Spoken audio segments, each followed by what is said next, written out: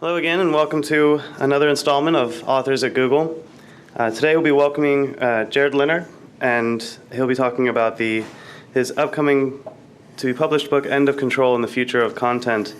To speak a little bit about the book, the tough issue of control emerges again and again, and the key contention point within TV companies and publishers, record labels, and broadcasters is how can a commercial venture that is based on so-called intellectual property thrive and prosper in an environment that seems to continuously and progressively remove control from the creators, owners, providers of the content, and hands it over to the people formerly known as consumers, aka users, effectively making these users more powerful every day. The reality is that every click inadvertently makes another cause for the consumer's ever-increasing rise in importance. And within all the conversations that has been had about things like commercial content versus shared content, about read-only versus the read-write web, and about copyright versus fair use, the crucial question always seems to boil down to where is the control? Questions such as who will control the new media, how much control do I need to run a revenue-generating business? Very important questions that will be addressed today. And just so that he won't be eating his words, he has offered his book free, available to be downloaded from his site, endofcontrol.com. It's www.endofcontrol.com. And you can also learn more about him and his work and see his blog at mediafuturist.com.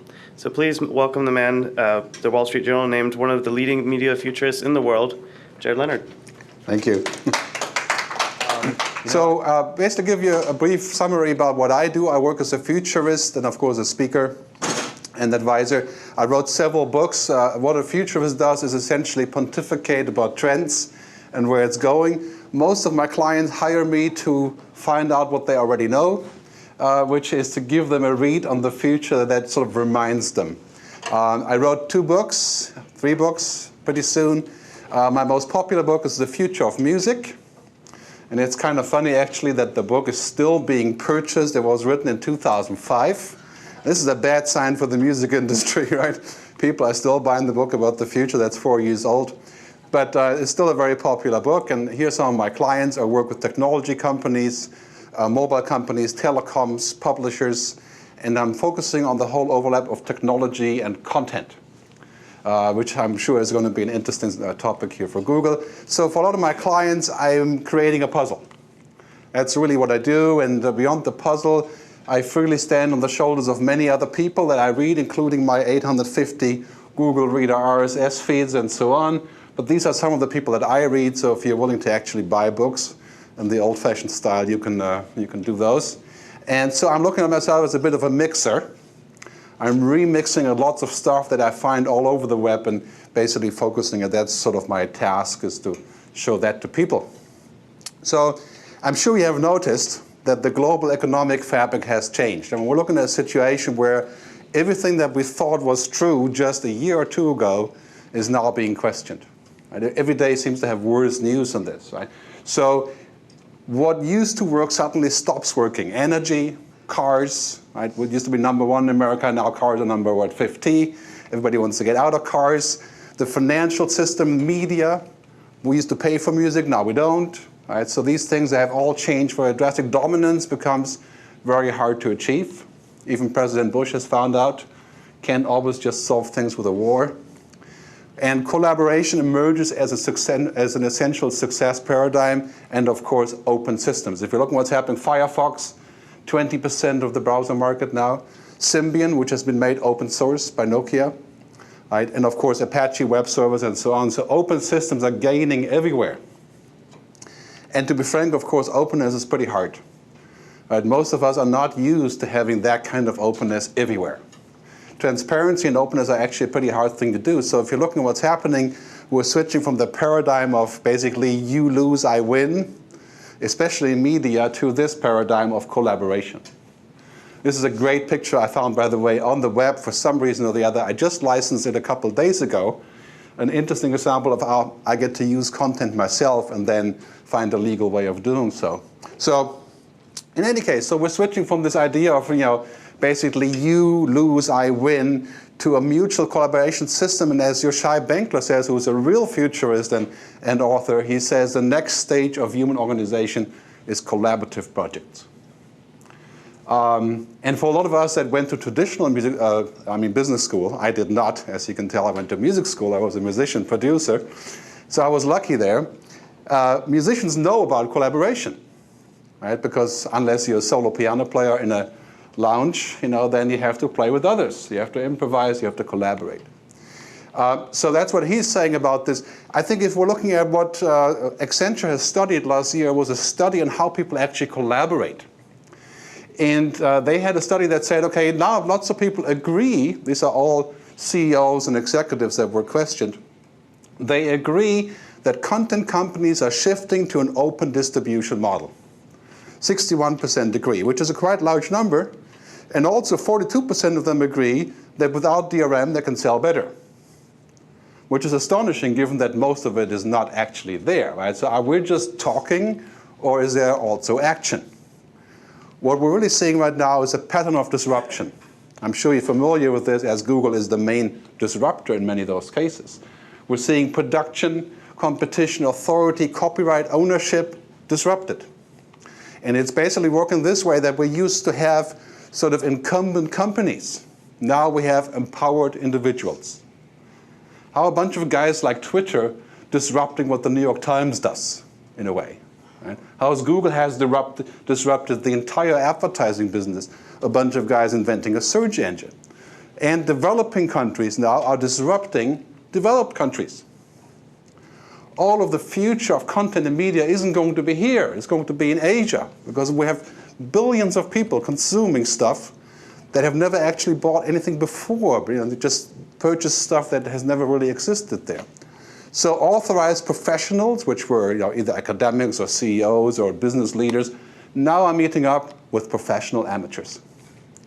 iStock Photo, any of you guys know? iStock Photo, you can buy images for like a couple dollars each. They're going head to head with the large image banks. In fact, they've been purchased by Getty Images for that very same reason. And of course, bloggers. Right, so I myself not authorized by having a PhD in journalism or something, but I still write. So this is a trend that we're seeing everywhere, this kind of disruption.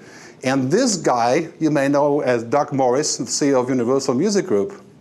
See what he has to say about disruption. He says, if we had Coke coming through the faucet in the kitchen, how much are you willing to pay for Coke in the store? That's what happened to the record business. So he's saying basically the Coke has become free, and why would people buy it in the store?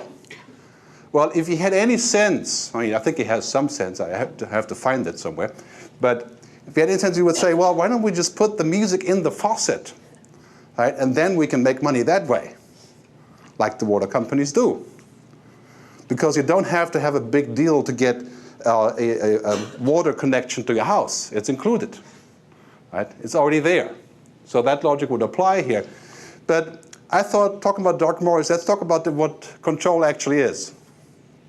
Defining control is obviously an important question. What does it mean? In the old days, you own the customer, you control distribution, you target and hit the consumers, you fight competition. You're essentially in the military. Right? In the old days, basically controlling what you do meant you had sort of a military approach to life. You seize the customer, smash the competition, destroy the, all these things where now we have this idea where we're saying, okay, the customer is basically down there somewhere, the consumer, they can't do a whole lot about it. For example, in the music business, you could not find record releases from a Greek artist in America. Didn't exist because it wasn't published. You couldn't get what you want at all times. You couldn't buy a DVD in America and watch it in Switzerland because of region coding. Right? That's essentially this kind of situation. So it used to be basically locked up, walled mobile phone systems, Microsoft, making money by control. Basically, you could say that you would make more money if you have more control. It's as simple as that. Lots of business was based on this premise: the more control, the more money, which seemed kind of logical. But now we have this system switching from closed to open, and essentially the overriding paradigm is collaboration. Making more money when you don't control. That seems sort of like an antidote to everything we've learned. I mean, if you have been to business school, that is obviously a different direction. So in the past, looking at this sort of approach, we are in the control room of content. Major TV studios, publishers, record labels, they basically control what people do, when they get it, how much they buy, and so on. And of course, Google is in the middle of that struggle as well. But the future basically points into a different direction, burning up the control room. The future points towards trust being the primary driver of this business. Companies that you trust. Think about who you trust as a company. Maybe Southwest Airlines or EasyJet in Europe, rather than United or American, right? Maybe Google rather than Microsoft. Maybe Twitter rather than CNET or CNN. Right? I mean, those things are becoming an issue. Who do you trust? Where do you put your attention? Because the attention then converts to the money. So that is the issue ultimately. A lot of companies are saying, wow, now all of a sudden I have to earn trust from these people to actually get their money, right? Which is quite a different direction than we used to take things in. So part of that, what I look at in this context is a thing called broadband culture. And this is interesting, especially when you go to Asia a lot. Being on broadband is a huge difference than just being connected to the web on a dial-up, for example. But it's a leap, right? We're talking about broadband culture being something that is a huge change in life. For example, in Indonesia, where I work, all of a sudden, people that never even had a radio station can now access the web on their mobile phone. Right? I mean, we're talking about a whole different cup of tea of how things work there. So we're going from this idea of essentially scarcity. For example, when you buy music or you buy records or you buy DVDs or movies, to this idea where everything is at somewhere. Right? Ubiquity. And of course, Kevin Kelly, who lives, I think, here in San Francisco, from the founder of Wired magazine, has talked about this for the last 10 years in a book called Out of Control, which my book sort of attaches to his book in some interesting ways, I hope. But this is what we're facing right now, ubiquity. How do we make money with ubiquity? I mean, when you think about this, broadband culture, mobility and convergence, meaning, for example, the iPhone is a gaming platform, the iPhone is a phone, the iPhone is a Facebook application, it's all converging, right? All these things are coming together. We're going to redefine privacy, authority, ownership, value, R&D, production work, and education. Pretty much everything. The disruption of this is all happening, and especially the idea of, how do we actually sell and buy something? Who pays? Can it all be free or feel like free? Somebody is going to have to lubricate with economic benefits. So, this is research from Seibold saying the print share of information is actually declining. And we discussed this 10 years ago. My first internet companies were like, oh, we're not going to print anymore. Right? But now it's actually happening. It took much longer, but it's actually happening. People are reading news on their mobile devices using Instapaper or other applications like this. Printing less. A $52 billion industry. Declining on the use of print devices and all these kinds of things. And this, of course, is a huge opportunity for a lot of people, but it's also a huge amount of disruption. If the New York Times stops printing, a lot of people will have a problem.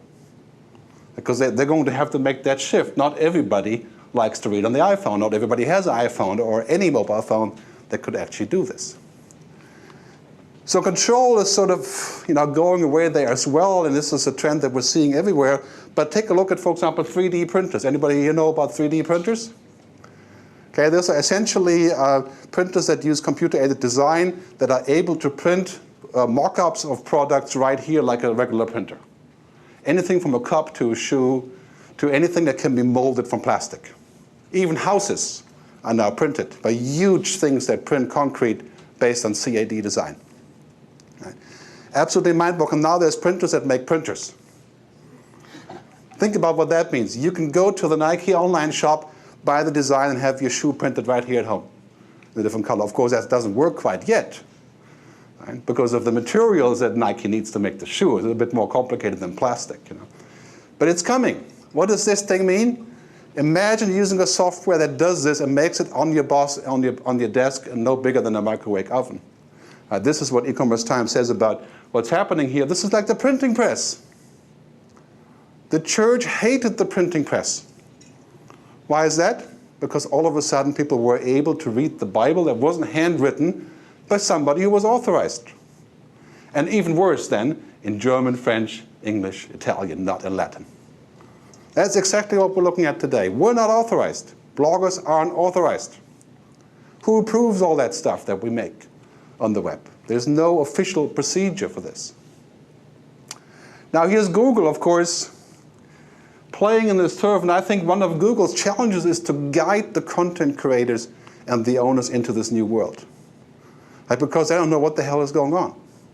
They're seeing all this stuff happening with their content, no matter what it is, whether it's news or books or films or television or music. They have to be guided into this new way of doing things, and it's a tough mission. Because I do a lot of that work myself, I would sympathize with Google for trying this. But this is what's happening. We're going from a sort of a copy economy of selling copies of songs or movies or selling access to a usage and sharing economy. In other words, it's a lot easier for a record company to sell a physical product or a download on iTunes than to sell a bundle to the ISP. For example, you're going online and saying, okay, as soon as I'm online, I actually have authority to use music. That would make a lot of sense. But it's a whole different economy. I call this Content 2.0. Of course, somebody has to invent a name of that sort, 2.0 something or the other. But we do end up with this. Right? We're sitting in the middle of this huge amount of information, entertainment, data, and this is just increasing, just going completely crazy. We are now, as a user, in the center of this. No longer is the television or the actual creator in the center, but I'm in the center. And of course, I'm preaching to the choir here because that is obviously true. But what are these people wondering now that make TV shows or books? They wonder how to reach the people formerly known as consumers. They were so easy to reach a long time ago. How to maintain the value. How to make sure people keep coming back.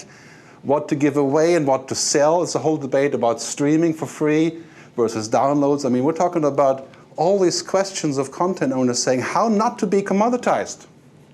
How not to turn into air. We don't pay for air, but we do pay for electricity and for water. And we pay a lot. We pay always more, too. Bottled water is the biggest business, growing 17% a year worldwide. Bottled water. We could use a very similar approach to media. Some of that water feels like free, but a lot of it is purchased voluntarily, essentially. I mean, you can drink the water from the tap here, if you wanted to, but you voluntarily buy other water. So we have this trend of control moving down where it was, with the content owners and creators moving into the user. And this is good for us as users. But as companies that have content, this is quite a painful experience. All of a sudden, music consumers are saying, you know what, I find other ways of doing this. I don't need you. You're outmoded. This is happening everywhere. So this is a trend that I call sort of the new content ecosystem. I put this together from stuff I stole from Google Images, or I borrowed from Google Images. We have a new content ecosystem. And this is what's happening this year. Content players will connect with search engines, portals, social networks, and telecoms to figure out a new deal. This is going to be a good thing for a lot of people. Because ultimately, it's the telecoms and the networks that make that final connection. Right? This is what we're going to see this year, starting in 2009, total convergence of telecom and web layers. There's no way the telecoms can do without content, because their phone calls and data calls and all that is getting cheaper by the minute, especially in Asia when you have competition. In fact, most of that will be free. So they're forced to actually intersect with web portals, players, social networks, content providers. And vice versa, Google now, for example, is actually forced in a way to talk to the telecoms about how they can actually use that intersection of those two places, the web and telecom. So deep collaboration becomes the key requirement. No longer is dominance the key requirement. No longer can you win the war, so to speak, for the customer by shooting missiles. Right? You'll have to find another way to convince them. So the over-the-top layers, search, social media, sharing must come down, telecoms must move up. So if in the telecom business you have this, if this layer on top is basically not really connected, Facebook sits on top of the mobile phone system, but they don't share the data plan. Data plan comes from somewhere else. Right? Mobile phone providers don't provide content, but they provide the data, and then you have to worry about the content, how you ship it back and forth. Right? These things are going to have to completely converge. And that's where I see a huge amount of opportunity. Because in the end, it's about mutual benefits that are being created here. So, moving on in this direction, all of a sudden, we have these formally separated business entities, entertainment, telecom, advertising, content, and of course search. Now what's happening is this, it's all being jumbled up. I'm sure you're quite familiar with that. Right? All of a sudden, advertising is something where telecoms have to think about. Content providers have to talk about advertising and telecoms. Right? It's all converging in a way that makes quite a mess. Just like the role change that we have to go through. Right? From the pirate to a playboy to whatever, this is happening like Johnny Depp, that's pictured here, happening all the time to all of us, and of course, worst case for the telecoms. Telecoms all of a sudden have to think about content. Right? They had no consideration of that until just a few years ago. Now the mobile phone will be the biggest device for content and communications, much bigger than anything we've seen on the computer. Even in America. It will just take a little bit longer. So that trend you're seeing, and finally we have this thing on a television, where the television used to be all about content and quality, both of content as well as on, of course, the image and the projection. Now it's all about this. Time shifting, place shifting, feeds, community, folksonomy, remixing. And you have stuff like these widgets that will show up on your television screen. Any of you been to the Consumer Electronics Show? That was a big thing about this stuff this year. All the television having widgets at the bottom. Internet-connected televisions. Not IPTV, but just connected to the web with your Facebook icons, a Google Reader, Gmail, all at the bottom of the screen. This is a whole different cup of tea. All of a sudden, our televisions are smart. They can do these things. Right? Become something my grandmother can do. Click on a Facebook widget. That's when we're going to see mass adoption. So now is the question, who controls what here? In the old world, television essentially was the center, and television controlled what we could see, when and how we could see it. And of course, all the money was made there as well. The money was made by the TV guys, right? By the people offering it, the cable television, the producers, the networks. Now the money is sort of centered around the user. All of a sudden it has shifted from the owner of the content to the user of the content. That is a huge shift that still would take quite a bit of time to figure out how to actually turn that around into a new business model. But this is the key question, who owns what? If somebody creates secondary, what I call meta content, by rating, tagging, forwarding, sharing, Facebooking, whatever you want to call it, who owns that? A week ago, Facebook had a huge clash about this issue. Who owns that content? Should I own it because I made it? Should they own it because they run the platform? Right? This is, of course, a rather academic question. In the end, everybody knew that the content was essentially public domain in a way. Right? And Facebook, of course, retracted, which was actually a very, very smart move. But this kind of scenario, ultimately, who has the say about this? I think this question will recede as an important question. What happens ultimately is what happens collectively is what matters most, because that is basically where the sense of it all is. Blogs individually are useless. Blogs as a total are huge. Right? So if you take a couple really important blogs, of course they are important, but in the aggregate it's really important what happens in blog, not in the individuality of 100,000 users. So part of my book is talking about the sharing economy.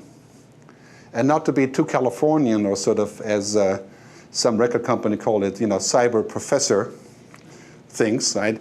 We're basically crawling like a snail into the sharing economy, because that is what you see all around us, is the idea of sharing the output. So what I put out, I publish, I remix, I co-create, I live stream my stuff, and that's basically exhibitionism in a way, right? To where I show what I do to everyone, especially as an artist or a creator. But I share the output, but I also share the input, i.e. I get money, attention, reputation. Why are there tens of thousands of people reviewing books on Amazon for free? They get paid with attention. They get something back. Why do people do Wikipedia? Why do they comment on a blog? They have another non-monetary benefit, which is just as valuable to them. That's why you blog, of course, to begin with. And then, of course, this is the Google topic, sharing the throughput, the usage data, the meta content, the attention, what I call the data economy. All of these things create money. Not only create value, but also create money. And to me, ultimately, if you take a combination of the streams, output, input, and throughput, you end up with a new way of how this could work. But not by yourself. Right? If you're CNN or News Corp, you don't get to do all these things. You do one of them. You have the output that gets paid for. That is going to be a lot harder in the future, just to have one of them. It's important to have all three of them. So, looking at what's happening here from the days of the printing press, they essentially gave birth to copyright. The printing press came up, and eventually we ended up with the Statute of Anne, which was in the UK, saying these publishers have the right, nobody else does. That's how we got the copyright in a very basic way. Now on the internet, it gives birth to what I call sharing rights or usage rights. That's the situation that we're in right now. Under what circumstance do I share and let other people use? Google made a deal with the book publishers, the Authors Guild, gave them some money and a revenue share, right? So the deal is obviously a give and take. It cannot just be a take, like in the music business. It takes so much that there's nothing left of the business. That doesn't work. So that's the trend that we're seeing in the sort of old economy. It was quite simple. We had the content. If you want the content, you pay. You want the music, you pay. You want the books, you pay. You want the television, you pay. You just pay. And then you get. It was a very simple equation. Because there was no way for us to get without paying. Well, there was a way, but subverting cable television with a box in the basement is not a job for everyone. So we had to pay. That was a quite straightforward thing. It was great for Hollywood because we had to pay to get, resulting in a lot of really happy producers. Because this was a very straightforward equation. Now, of course, now it looks like this, as Chris Anderson, I call him Free Wired Longtail as a nickname, because that's what he likes to talk about. It's right down the street. He says, the same consumers are saving their money playing free online games, canceling cable, watching free video, killing their landlines in favor of Skype. Everything is free and 100% off. Of course, that is his view on the drasticness of this. But there's a lot of things that are quite true about this if we watch the trends and what's happening. And of course, a lot of people, when I work in the content business, they say to me, Google has been the most successful in making things free. Of course, that's true, but how does it come out on the other end? The control button is declining, and we're creating opportunities out of this. So back to the image of the TV guy, this person now is becoming the center of our undertaking. Right? The person who's using, I wouldn't call consuming, using or co-creating, that person becomes essentially the controlling entity. Of course, that's a theory in most businesses now, right? But what does it really mean in terms of ownership and control in these things? Take a look at Skype. I'm sure most of you are Skype users, right? It's 245 million of them. There must be some here. So Skype has said, OK, free gets my attention. Free Skype, but they upsell about 5 to 8% of their users to all these things. I'm sure you have, like Skype Out or a phone number or the mobile diversion or so. So the bottom line is, free gets the attention, merit and trust gets the money. And so if we bring it down to the bottom line of what's happening is, a lot of free things are designed to bring me in, and other things are designed to convert me into payment. Google offers all these free tools. Are we still here? You need to turn off. No. Okay. Do we have sound? No sound? Okay. I'm forced to the podium, like I almost feel like a preacher. I guess there's a parallel there, I guess, in some way. Should I stay here then? Don't leave the No? Nope. No, that's okay. I'll stay here. Don't worry about it. Stick with the podium.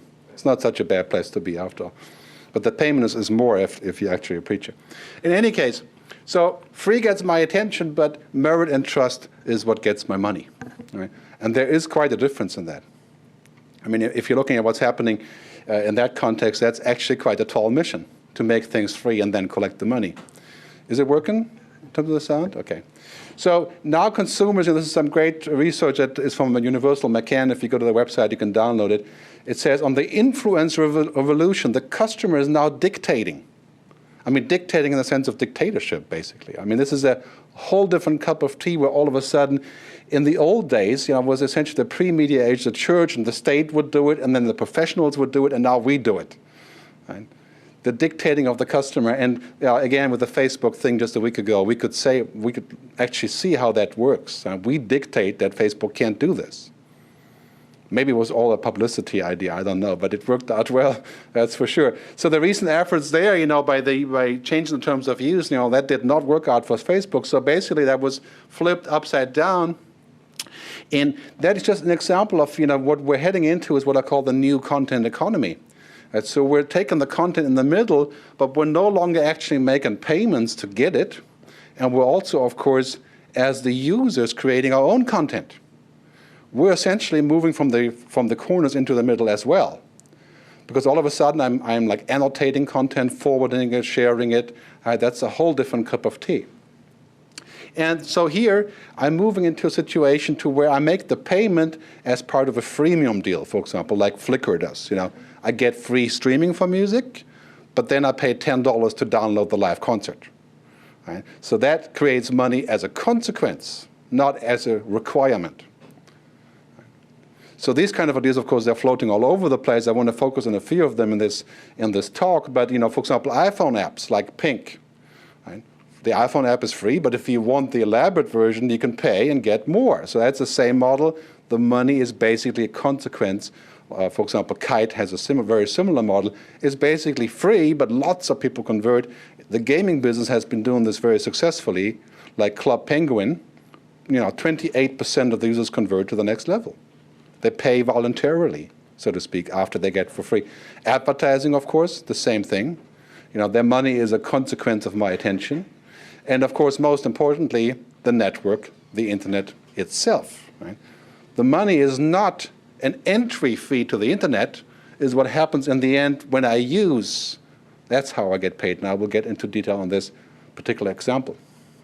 So what we're seeing here is in this sort of what I call the new content economy is that once I show people that I have value and that I have merit, I'm like a magnet. I bring people to my content. Right? And then from there, I essentially gather attention from people. And then I have two options. I call it third-party pays or I pay. Those are the two basic options. Right? Third-party pays means somebody else pays for me to use because they want my attention as well. Used to be called advertising or marketing or affiliates or there's 100 names or product placement or whatever you want to call it, right? But this is crucial because if you're always coming back to one point to where you're saying you pay or I pay, that is a very limited approach now. Because ultimately you end up in a situation where lots of people are saying there's other ways to get what you're offering. Music is a great example. So this, of course, has interaction as well between attention, value, and merit. But our really new content economy is based on attention essentially looking like this. If we take the third-party payment approach and the I-payment approach, after that there's a whole slew of things that is being diverted. For example, advertising, data usage, affiliates, that is a third-party payment. And where I pay, I have premiums, I have user-made content, sharing, and bundles. These are only some of the models. For example, in the iPay model, it wouldn't be too far-fetched to think that if the internet service provider has a license for content, as soon as I buy the deal for the DSL, the content is included. This is already in place in 10 countries around the world. In Denmark, when you sign up for TDC, which is a big telco, the music is free.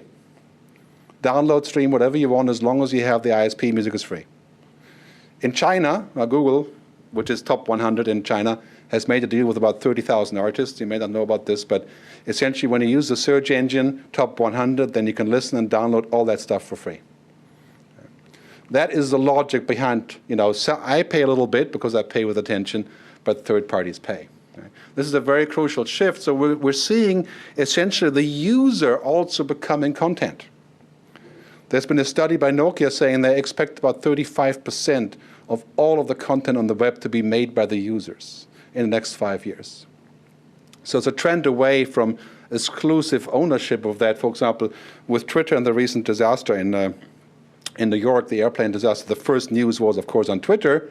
And this is my Twitter wheel. It's called Twitter Wheel. You should try it. It's pretty cool. You can figure out who on Twitter is how connected to you through what people.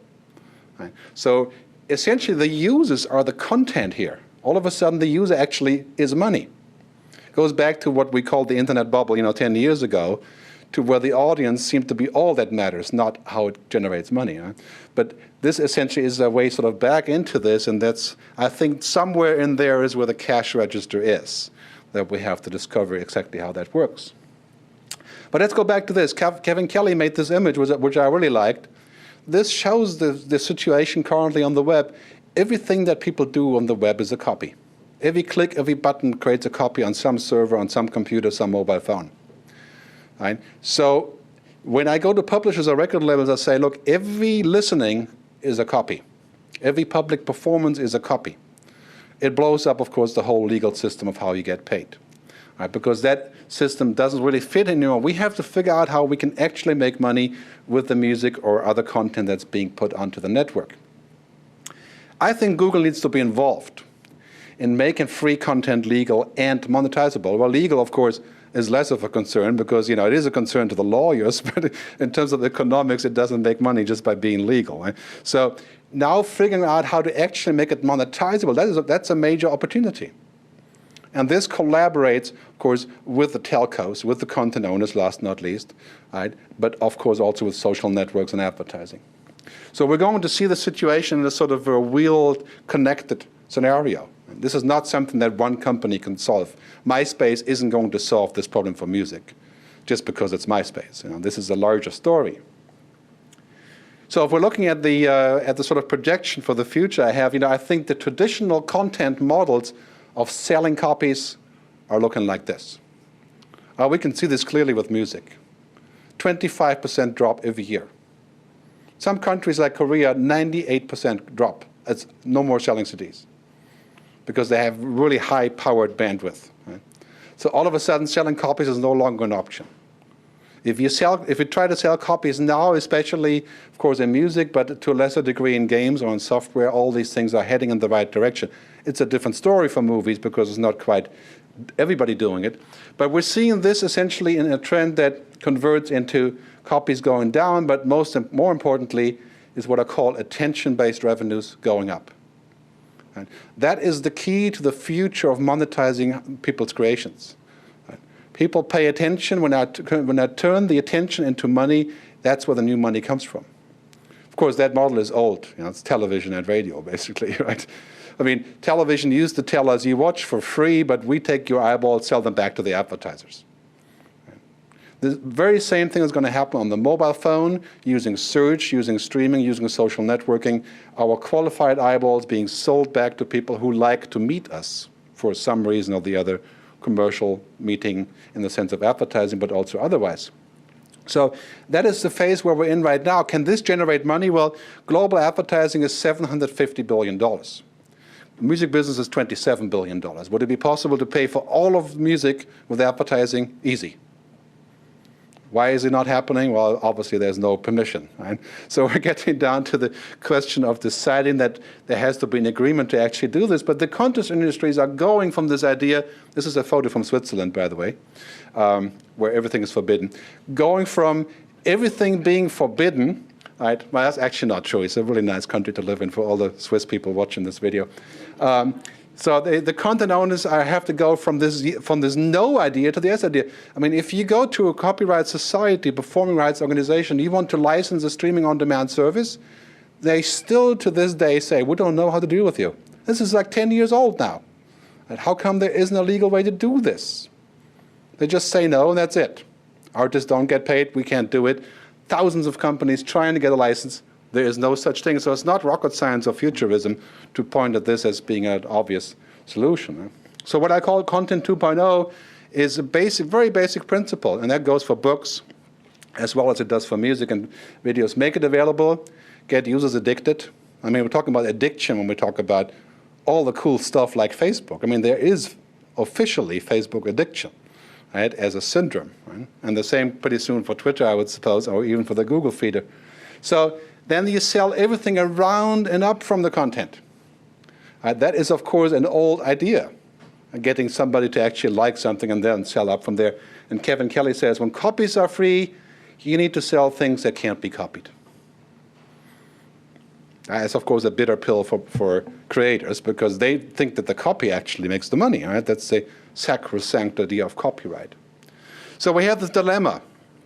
And before I do this, I want to point out that, for the world out there, I don't want to abolish copyright or any such thing. And I'm far from it.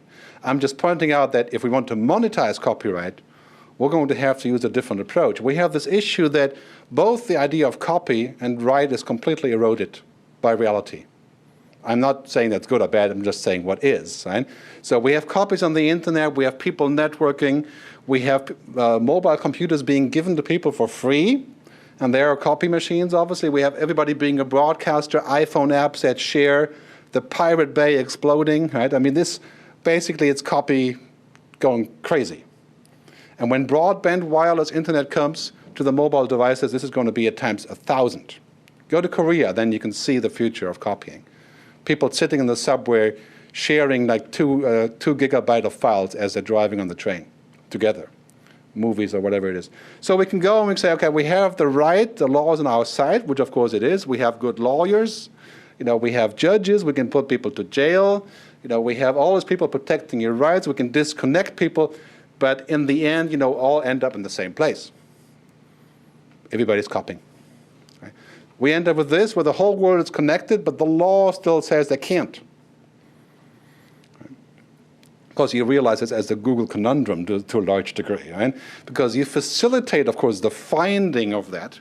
And in this mission, we have a real dilemma, and that what we can learn from the music industry is basically the focus on control is not profitable. And this is happening around the world in content businesses. Look at the file sharing sites. I mean, they're exploding. People are now objecting all this stuff. Apple has taken over the music business because of this. Next is Nokia that wants to take it over. Right? And still, we're looking at a downward trend. So if you're looking for a profitable business, control isn't the way to do it. And that is slowly becoming clear to a lot of content owners, that are basically being perceived to be shaking out the money from people as a consequence. The most hated company in America in 2007 was the RAA, the Recording Industry Association of America. Even that's before Halliburton, the people who make the bombs. The RAA was the most hated company in America. So that was the result of the control campaign of downloading. So the alternative, of course, to control is really trust. That sounds sort of like a fishy way of saying things because trust is sort of ephemeral in a way. It's just sort of out there. Trust really is something where we can say, okay, Paulo Coelho makes his books available, not all of them, but quite a few of them, on his site called piratecoelho.com. Right? And he trusts people to actually go. T-Mobile and Deutsche Telekom has a new program called Lives for Sharing. I mean, what are they sharing? Mobile phones are sharing content, right? Somebody else's content. Right? And of course, Google Latitude is about sharing. Right? The value is in the sharing, right? It is not in the keeping. So I think protecting our creations is a mission impossible that does not make money in the protection. So what does? This basically, if you look at these nice dogs, which I got from somewhere on the web, I wish I knew where, but anyway, anybody who has this can let me know about this. But I think trust is based on attention. And if I can take people's attention, get their trust, I can convert that into money again. Kevin Kelly says, wherever attention flows, money will follow. If we take this as a business paradigm, I think we're pretty well advised. Wherever attention flows, money will follow. Right? And this sounds very much like a dot-com bubble idea, right? But it's not. We're seeing this happening everywhere. And we're seeing this happening even in the car industry now. Revenues are a consequence of attention. Of course, if you can't convert it, then you have another problem. That's the next step of it. So what's wrong with this picture? Looking at the music industry, free falling, right, while the entire US online paid content spending, eMarketer says, is increasing. What's wrong with this picture? How come people are spending money for online content but not on music? Right? Or not on other stuff that the content owners want to sell them? They're spending it on dating, right? That's also called content, right? Or software, or of course research reports, or games, right? Or Flickr for that matter. Right? They're spending it on other stuff. How come not on music? I mean, something is wrong in the offering. So also when we see this from a great report from the IBM Business Institute saying how the content industry, digital content market is exploding. I mean, the numbers are here. What do we need to do to get people's money with this? Need to find a way that we can attract their attention and then convert them, not keep their attention down. So this is the whole idea of making money with trust. A victim of too much control clearly is Rhapsody, for example. Anybody know Rhapsody music? Fantastic. 755,000 subscribers. That's like, what is that? It's like the amount of taxi drivers in Jakarta. It's nothing. Right? And then, this doesn't work because all the stuff that we're being asked to do, which including Windows Media, of course, isn't going to work. Right? This is a complete idea of saying, okay, and this is basically what the consumer has been saying. The consumer has been saying, I'm not part of this. I'm not interested. Right? So that is a trend that you see everywhere. And now this sort of, I think 2009 is the year where we finally can say goodbye to this idea, right? That we can make more money with control. And of course, I think that's pretty much good for everyone, except for the interim pains that we're going to see in going from the old to the new. So the real question is, how do we actually bridge this? Right? How do we get from the old to the new? Because we know pretty much what the new is, but where's the money in the new? So the bridging job is a tough gig, going from the control island to the trust island, as I call it, right? This, of course, this is some of the companies who are in this turf. Google, Amazon, Wikipedia, Volvo, the safe car, eBay, and so on. Many other people are looking at how to do this, how to bridge from one to the other and generate new values. So I think it's a huge opportunity is to take this and what I call basically saying uncorking the trust economy. Taking this, what people are saying, that if they trust me, then I can actually get the benefits. And pulling out the cork and making that work and saying, now Google, of course, is a leader in this very same idea of uncorking the trust, which probably isn't entirely an easy mission in many cases. I'm going to skip this because I do need to come and wrap up because I don't want you to spend your entire day with me. I'll give you an example. I was in a place in London the other day. I love sushi. Oh, this is not what it's supposed to be. This place is called Inamo. Okay, Inamo has fantastic sushi, of course. That is a given in London. Not as good as sushi around, though. Just kidding. But in any case, this place has electronic surface computers where you can change the color of the table, you can order through the system, and you can do this whole experience thing. You can even look at the chef with the video camera, and you can play Battleship if you want. If your dinner date is boring, you can play Battleship. Right? So why do people go there? Because the content, which is a sushi, of course is great, but the package is even better. It's the experience. Right? So that teaches us a lot about content. It's the experience that will get more payment, not in all cases, but in some cases, than the actual thing inside. I go there because it's just an experience. How long will it last? Well, I don't know, but this place is now booked for the next 6 months or something. Right. So it's an interesting lesson to how you can wrap content. Now we're actually going to get to see some of these things, but I recommend you check it out and stuff because it teaches a lot about content. Why do people go there and how they do this. Right. So the content economics that I look at are simply like this, and this is influenced by Kevin Kelly, and Yoshai Benkler, and of course Chris Anderson. Basically is saying, okay, I'm going to see great momentum in a whole content economy based on trust.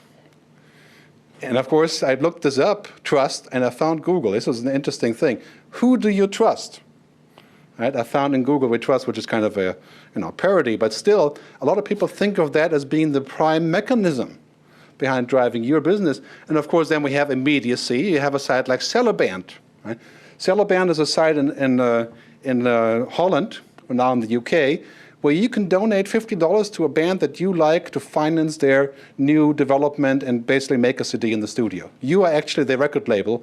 Everybody can contribute. They've funded about 35 bands with $50,000 each by the people. Why do they do that? Because they're right next to the band. They're involved. They pay to be involved with the band, to have a direct connection. The other thing is individualization. Last.fm.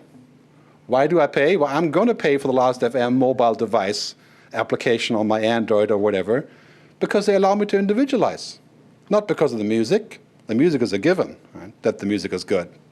But they make the wrapper. So what's wrong, by the way, with saying we'll give Last.fm a license for this with all the music included, and we share the license and they make a nice wrapper that I buy the wrapper. It's essentially the next CD. Right? The software on the mobile phone is the next CD. Packaging. Android is a great example, right? I package the content in a different way, and that's why I buy it. Right? It's very much the same. Then individualization is related, of course. Selection and filtering. Hearts of Space, which is a new age, not a new age, so it's an ambient electronic brand that used to have a great show. Anybody knows on radio show on KPFA. There, if you go to HOS.com, you get the selection of the program. That's what you pay for. Yes, you could listen to all that music for free somewhere else, but you pay for the selection, the filter. Right? So this is something that is a very interesting lesson. Convenience. A ringtone. Why do people pay for ringtones? It's convenient. Click with the button, get the ringtone, install it, you're done. Can you make a ringtone on your computer? Yes, you can. You pay $3 for convenience. So these ideas, and of course conversation, as Twitter has shown, people pay for conversation. Of course, they don't pay Twitter quite yet, but I think they will. Right? Paying for conversation. So Kevin Kelly points this out in his whole thing on his Technion blog. Right? People pay for these things. This is what he calls new generatives. And anybody can heat this up. We're talking about $1 trillion entertainment economy. Right? Not just music, but also, of course, eventually the hottest topic here is really books. Right? Because books are taking that turn in a whole different way than music ever has. So we're seeing these trends, and I'm sure you've seen these trends. Everything is becoming digital, music becoming video, being sort of on the heels of music, games already there, books taking longer because of the interface issue, magazines and print. CEO of Microsoft says, no media consumption left that's not over IP in 10 years. I don't quite believe it that there will be no print or anything, but he does. Of course, he's Microsoft. He has to believe something. So what becomes more important there is the filter. Right? Why do I care about 62 million songs? I don't. I need the filter. I'm going to pay for the filter. Right? As Clay Shirky says, a really smart guy says, essentially saying that with the overload, it's not information overload, it's filter failure. Right? This is part of the stuff that we're going to see as a lucrative business. So I'm really going to wrap it up. Now I'm going to go to the end. Okay, here's something for you if you're interested in what I think is a great future opportunity for Google. I think the telecoms around the world, if you're looking at calls, SMS, data, content, their amount of control is drastically declining. They can control my calls, my SMS, and to some degree my data, but they can't control my service or my experience or other things that are sort of more ephemeral, that are above the network. This is a great opportunity for Google to come in and say, okay, we actually have this overlapping area, because Google has no control over my calls, my SMS. But of course, having control over service and experiences is a different story. Right? And there is overlap here that I think is a very interesting opportunity. So I'm going to wrap it up with a sort of a summary.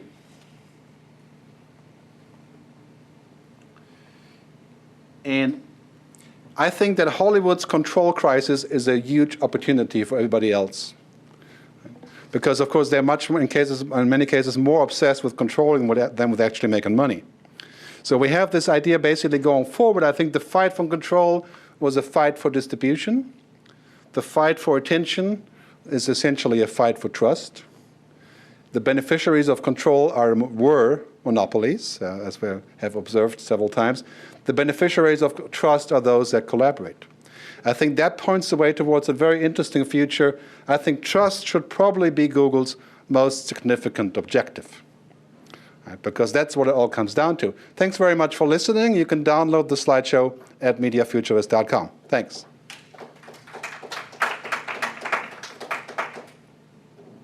Oh, I do have some copies of my music book if anybody wants to read about Music 2.0 and waste some brain cells. You can get a copy. Thanks very much.